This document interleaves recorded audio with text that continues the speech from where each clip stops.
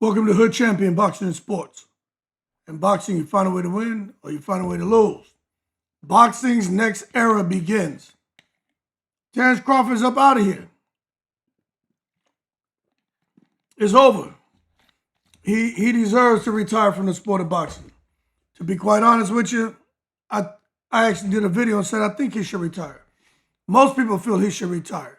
It's not a matter of there not being money there for him anymore. There's a whole lot of money out there for Terence Crawford. I just think with everything he's done, with the position he took against the WBC, I just think now is the perfect time to exit the sport of boxing. Because if he hangs around, I do believe the secret society has their eye on him and they're going to try to find a way to tarnish his legacy. And one way they can get to him is by him going into a fight and they have VADA testing and all of a sudden he ends up coming back with a positive drug test. Even if they come back and say it's a false positive, that's one way they could come and tarnish his legacy, because a lot of people, they look at Terence Crawford and other fighters who are on snack and they believe that anyone who's on snack, that they have an unfair advantage. And I could understand a person thinking that way, but I don't agree necessarily. But the bottom line is Crawford's up out of here. Congrats to him and what he's done.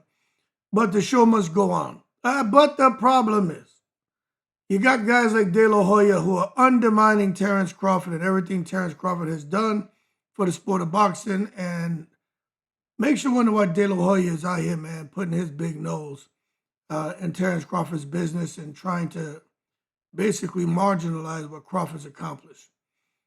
Now, I don't think it just came out of nowhere. De La Hoya taking the position he's taken against Terence Crawford. Nor is the position that he took, is it just strictly about boxing, right? Now, with Crawford announcing his retirement, that should have just closed the chapter on his boxing career and closed it with respect. But instead, I don't know, somehow it reopened old tensions tied to boxing politics, sanctioning bodies, and power structures.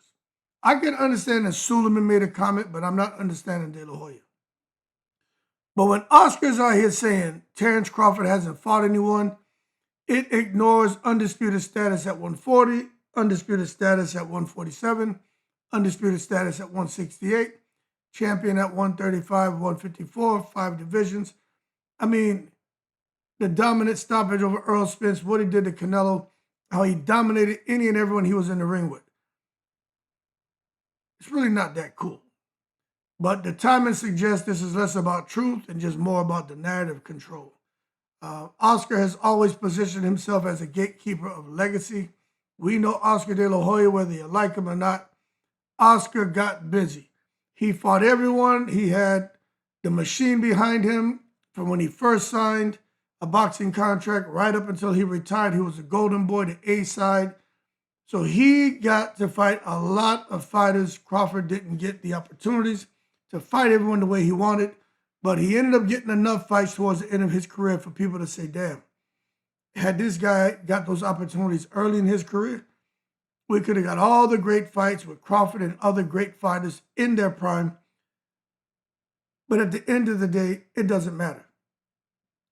When it comes to De La Hoya, fighters who don't pass through his promotional orbit or who don't play ball with sanctioning bodies often get their accomplishments reframed or minimized after the fact. That's just how De La Hoya works. One thing about Crawford, he operated independently for much of his prime, avoided the bullshit, avoided politics, and didn't chase validation from organizations like the WBC. And he definitely wasn't worried about working with De La Hoya, even though De La Hoya would have loved to have Crawford on his roster. But that independence that Terence Crawford displayed, even now, it makes him a threat to the system that Oscar once thrived in. Now, when it comes to the politics, right, this is what's interesting. There's strong circumstantial evidence, no proof, but pattern, that fighters who do not pay sanctioning fees or publicly challenge WBC authority face subtle retaliation in media narratives. Could this be why De La Hoya is puffing up his chest and opening his mouth about Crawford? Because somehow he feels an obligation to the WBC to speak up on their behalf? I don't know. But Crawford openly stated he didn't care about the belts here towards the end of his career. And that stance undermines the WBC's leverage and their relevance. Oscar, who has always aligned himself with sanctioning bodies for business reasons, obviously, he may be echoing institutional resentment rather than offering honest analysis. This is Oscar's way of trying to, hold on, because it looks like the zone doesn't want to work with Oscar De La Hoya no more. Once the contract is up, they're done with him. Will Oscar continue getting opportunities from Turki Al-Sheikh? I don't know. But this could be Oscar's way to be like, shit, let me not burn this bridge with the WBC because I'm a Mexican-American. I go to Mexico. I get a lot of fighters out of Mexico. The WBC is situated there in Mexico. So maybe Oscar De La Hoya is trying not to burn a bridge. Maybe he is trying not to burn a bridge. But when I listen to his criticism, it lacks specificity. You know what I'm saying? Like, I wish he would, do a deep dive into what he's saying about Terence Crawford, but he's not. He just throws out these daggers at Terence Crawford and, again, tries to take away from everything Terence Crawford has accomplished. So he doesn't break down why Crawford's wins don't count. I would like somebody to do that. Someone explain to me why Crawford's wins don't count. Because Crawford fought a bunch of killers. He fought a bunch of champions. Crawford fought a bunch of top-ranked guys. And I don't mean over there with top rank. I mean, he fought guys who are actually doing the business. So I don't really understand when people want to take away from Terence Crawford saying that he hasn't fought anyone. That just, it doesn't even carry any weight anymore. When people make that statement, it means nothing. Oh, he hasn't fought anyone. If you let these people tell it, no fighter has fought anyone. You know what I'm saying? They say that shit about Floyd. They say Floyd hasn't fought anyone, which is absurd. I heard some people say about De La Hoya. They're like, oh, he was a golden boy. He handpicked his opponents. That's why I don't listen to what people say online. But when you get a champion like De La Hoya who comes up, man, and he says something, makes you listen, and you wonder if his statements are designed to provoke emotional reaction. And could he be baiting Crawford into returning for one last lucrative fight under promotional control, Shit, is he trying to bait Crawford back into a fight? So with Crawford, where Oscar can get a big money fight? I wouldn't put that past him anyway, but the bottom line for me, it seems like it's all about business, and this could be, if we look at it from a business perspective, it kind of makes sense for Oscar to try to stir the pot and maybe get an opportunity to fight Crawford. But if Crawford was to return to fight the Golden Boy, that shit would be massive. But Crawford's the kind of guy, if you piss him off enough, he just may say, all right, I'll fight you, MFer. He may do it. Crawford is that kind of guy. You piss him off, could you imagine if De La Hoya and Crawford signed to fight? The amount of money that would be on the line. Now you're really talking about Crawford getting him a $100 million payday, and Oscar probably getting a $100 million payday. The Golden Boy is still the Golden Boy, and Crawford is still that guy.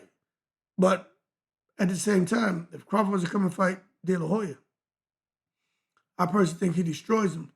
Right now, yeah, De La Hoya, he doesn't belong in the ring. But if they were to make it, it would be interesting, because if you can get Crawford to take something personal, not slightly personal, he's matured a lot, but if you can get him to take something personal, he may not show that discipline to just walk away. You know what I mean? He may say, all right, Golden Boy, Oscar didn't get me to bite the first time, but if he gets him to bite at any point, I'm telling you, man, history has shown guys like Crawford, who age extremely well, the odds are going to favor Crawford to get the win. I personally think he gets the win. I don't care how much of a bad boy De La Hoya was in his prime. He still got power. He can still fight, but I think that would be a very, very interesting fight. Anyway, Oscar De La Hoya, leave Terence Crawford alone, man. Stop with your bullshit. I can see right through it. You don't really care about boxing. You care about Golden Boy. You care about your pockets. That's all it is. You don't give a shit about Crawford. You're just trying to hang on to keep making sure your business thrives and your fighters get opportunities. So again, your business thrives. Now, speaking of thriving, Devin Haney's in the house. Now, he's about to get a unification going with Lewis Crocker. Lewis Crocker fights out of the UK. But I'm going to say this for Devin Haney. Got to put some respect on his name, but this fight, it's not elite danger for Devin. You know, Devin's a technician who thrives against predictable pressure fighters. Crocker is tough. He's aggressive, he's confident, but he just lacks elite footwork, defensive nuances, and just experience against a pure boxer of Haney's caliber. This should be Haney cruising to a decision and becoming a unified champion at 147. So is it a real fight? Yeah, Devin's fight, he's going to be fighting the champion. But stylistically, when you look at it, it's a nightmare for Crocker. Crocker's biggest chance is just to get in there and make the fight ugly and dirty. His chance lies in physicality and volume, not trying to outbox and out-precise Devin Haney. That shit just is not going to work. But if Devin Haney can stay disciplined, control the range the way he does, he more than likely is going to win a decision. Will he knock out Crocker? I don't know about that. Crocker's tough. That said, the public perception matters. Haney can't afford another fight labeled as safe, especially with Crawford gone and boxing searching for new standard bearers, man. And the unfortunate thing about this is not many people know who Crocker is. Crocker can fight, but he shouldn't beat Devin. He shouldn't come anywhere close to beating Devin Haney. But you just never know. And you know why I say you just never know? Because who would have thought Tszyu would have been able to resurrect his career, return, get back out there in Australia, Aussie, oi, and get himself a big win. You know what I'm saying? So I think the question with Tszyu is Tszyu back? Or is he just kind of stabilizing his career, got an easy win, and it's too soon to get excited about Tszyu and his future in the sport of boxing? But he ended up returning, got a unanimous decision, and to me that just signals stabilization, which is good. Those vital signs were all over the place, weren't they? We were like, we're losing them, but they've been able to come in, man, and help to stabilize him and shit. So his boxing, as far as his boxing career, the vital signs of his boxing career, everything is looking okay. But it wasn't necessarily a resurgence, but they just kind of stabilized him, which is good. But after brutal setbacks, fighters often need one fight to regain timing and confidence before we can assess true form. Tszyu may need 2-3 before we can assess true form, because that fight back is good, but not good enough. I just think the danger for a guy like Tszyu, Aussie, oi, is making the wrong assumptions. Like, he could mistake composure for dominance, you know? Now, he's working on a Pedro Díaz. The fundamentals have sharpened a little bit, but the question still remains, can Tim still impose himself physically at the elite level, or has the aura faded? That's why I said he needs a couple fights with Pedro Díaz to really, for me to really say he's fixed all of those loose ends, or he's tightened them up. Right now, I don't know. But I just think it's too early to say he's back. What I will say is he's no longer spiraling, and that matters. But boxing punishes premature declarations, so I'm not going to prematurely declare anything when it comes to Tszyu, except to say I'm glad that he's back, glad he's okay. Let's see if he can get that confidence back, and when he does get in a fight with someone who can hit and hits him, let's see if that chin is going to hold up, because he had a pound of flesh taken out of him by Fundora twice and Murtazalia. So let's see what happens in the next couple of fights. Now, talking about somebody having a pound of flesh taken out of him. Anthony, Joshua, Jake Paul, they both could end up having a pound of flesh taken out of them. whoever lands first, because I don't care what you say. If Jake lands, he hurts AJ.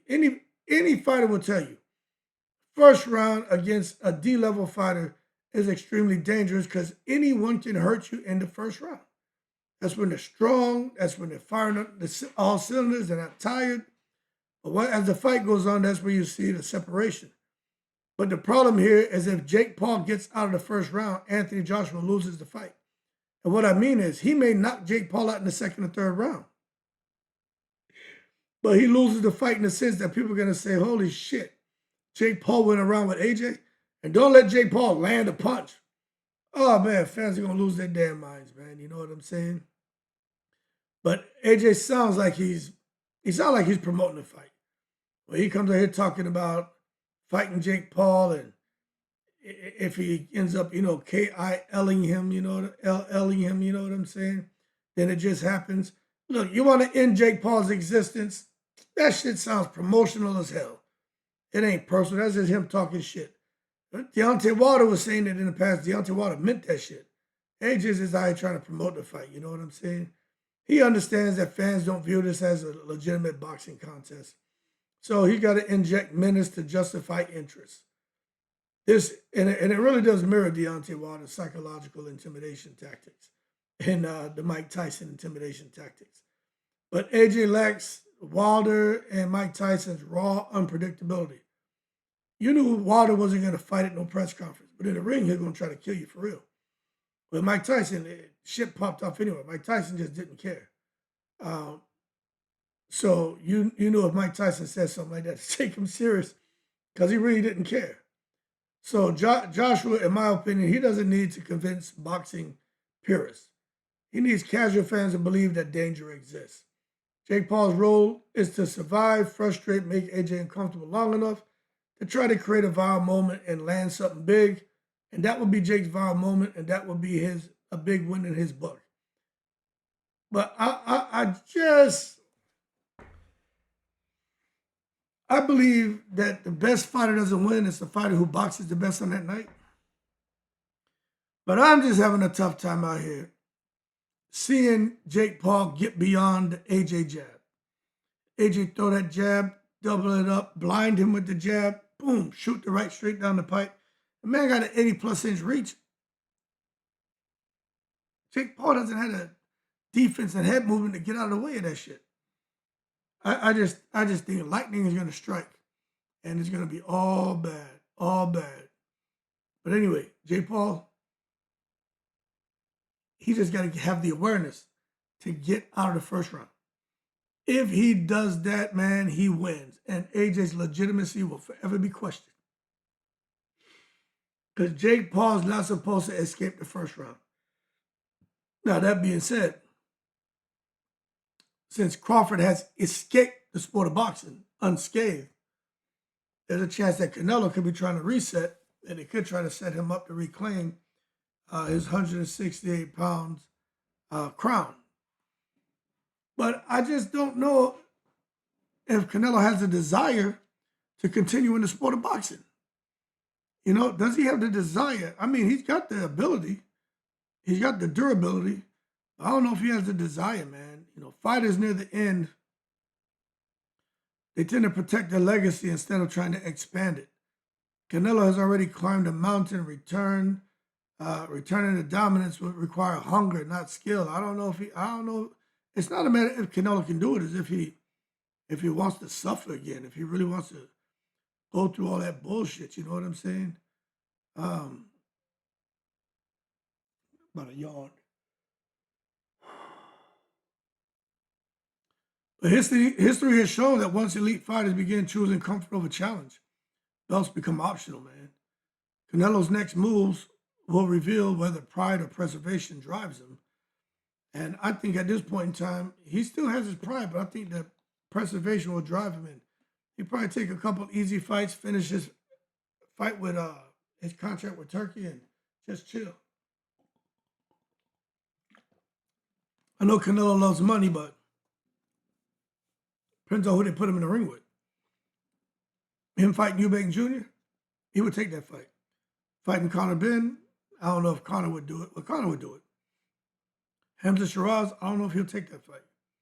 But Canelo's going to take the right fights to make sure that he preserves himself, but something that he can be proud of, and the fans can be proud of. So I don't expect him fighting a bum necessarily, but I can't see him fighting Hamza Shiraz. But I can see him fighting a Eubank Jr. At 168, Eubank Jr. has to worry about cutting to 160. I can see that. Eubank Jr. get another big payday. Canelo's not necessarily firing on all cylinders like before. That could be a pretty fun fight. But we'll see. Because Crawford's out of here. Canelo could be out of here sooner than later.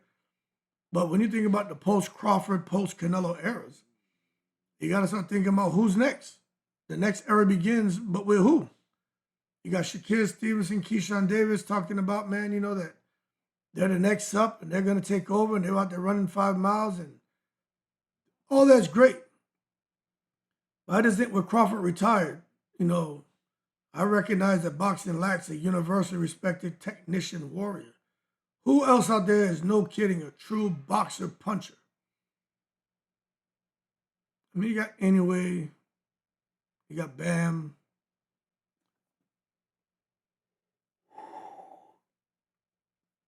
I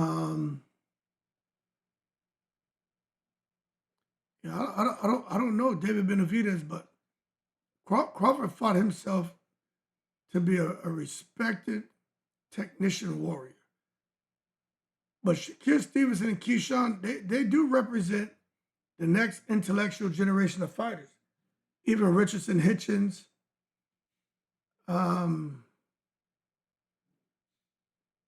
Andy Cruz, Murataya, Lamont Roach. There's a lot of guys out there. But you got to understand when it comes to these intellectual generation of fighters that you got to think of who has discipline, who's defensive, who's business aware. And there are quite a few, but Shakur and Keyshawn just, come to mind. They just really come to mind. Keyshawn, although he dropped the ball and embarrassed himself and his family, he brings charisma, he brings edge. There was Shakur, he brings that mastery. He brings that mastery. But together they could define the next era if they take risks. Shakur's taking a big one with Tszyu. And Keyshawn, we got to see what he's doing. Richardson Hitchens fighting Jermaine Ortiz on the Shakur Tszyu undercard. So we got to see what Keyshawn's doing. I just think the danger is becoming too careful, too managed. Crawford earned respect by dominating when it mattered. Shakur and Keyshawn must now prove that they can do the same under pressure, not just on paper. And it'll make you wonder, can they do it? But we're going to find out. But they got to look at what's going on with Terence Crawford because he retired instead of getting the respect. There's a lot of people questioning his entire legacy. Keyshawn and Shakur don't want to go through that. I'll tell you, when Gervonta retires, he's going to go through the same shit that Crawford's going through right now. But Crawford was trying to make those fights. Gervonta was not trying. Gervonta just didn't care. There's a difference. But what I will say is, boxing is really about politics, man. And if someone's going to try to beat Crawford back in the ring, they're going to have to pay that man a lot of money. A lot of money. But anyway, y'all keep cool. I'm in the breeze.